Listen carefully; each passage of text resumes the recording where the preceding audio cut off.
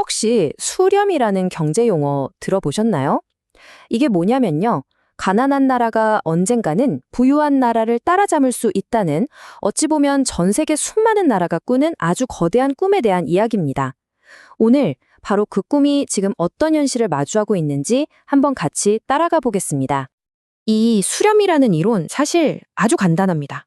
가난한 경제가 부유한 경제보다 더 빨리 성장해서 시간이 흐르면 결국 그 소득 격차가 줄어든다는 거죠. 물론 이게 말처럼 쉬운 건 아닙니다. 정말 길고 험난한 여정이죠.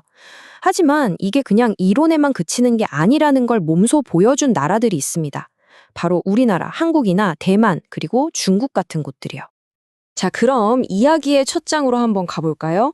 아주 희망이 넘치던 시대였습니다. 특히 중소득 국가들에게는 뭐든 다 가능할 것만 같았던 그런 때였죠. 자, 화면에 보이는 이 숫자, 3.2배.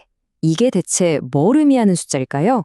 바로 2000년부터 2022년까지 중소득 국가들의 경제 규모, 그러니까 GDP가 평균적으로 이만큼 커졌다는 뜻입니다. 말 그대로 어마어마한 도약이었어요. 이걸 성장률로 바꿔서 보면요. 그 차이가 훨씬 더 와닿습니다. 중소득 국가들은 연평균 5.5%씩 성장했습니다. 같은 기간에 부유한 국가들이 1.9% 성장한 것과 비교하면 매년 3.6%포인트씩 격차를 맹렬하게 좁혀 나간 거예요.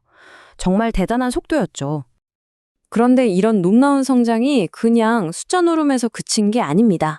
이게 진짜 중요한데요. 수많은 사람들의 실제 삶을 바꿔놨다는 겁니다. 하루에 2달러 15센트도 안 되는 돈으로 살아가던 극빈층의 비율이 2000년에는 30%였는데 2022년에는 10.8%까지 뚝 떨어졌습니다.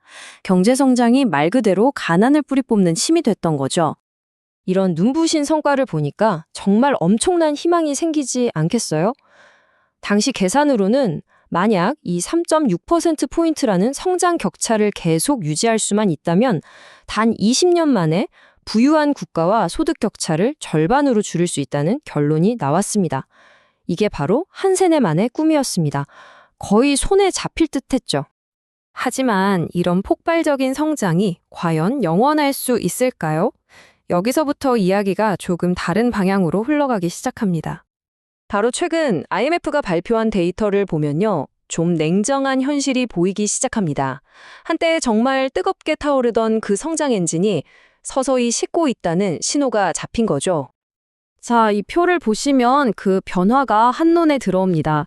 과거에는 중소득 국가들이 미국보다 평균 3.2%포인트나 더 빨리 컸는데 2024년 전망치를 보니까 그 격차가 1.6%포인트로 딱 절반으로 줄어들었습니다. 추격하는 속도가 확 떨어진 거죠. 그렇다면 이 성장세 둔화가 우리에게 구체적으로 뭘 의미하는 걸까요? 네, 바로 따라잡는 데 걸리는 시간이 훨씬 더 길어졌다는 뜻입니다. 이게 얼마나 충격적인 변화인지 한번 보세요. 예전 성장 속도대로라면 소득 격차를 절반으로 줄이는데 한 20년, 그러니까 딱 한 세대면 충분할 거라고 봤어요. 그런데 지금 속도로는요, 무려 40년 이상이 걸린다는 계산이 나옵니다. 두 세대가 꼬박 걸리는 거죠. 한 세대의 꿈이 순식간에 두 세대의 꿈으로 멀어져 버린 겁니다. 이 숫자들이 좀 추상적으로 느껴지신다면 중국을 예로 들면 더 확실하게 와닿을 겁니다.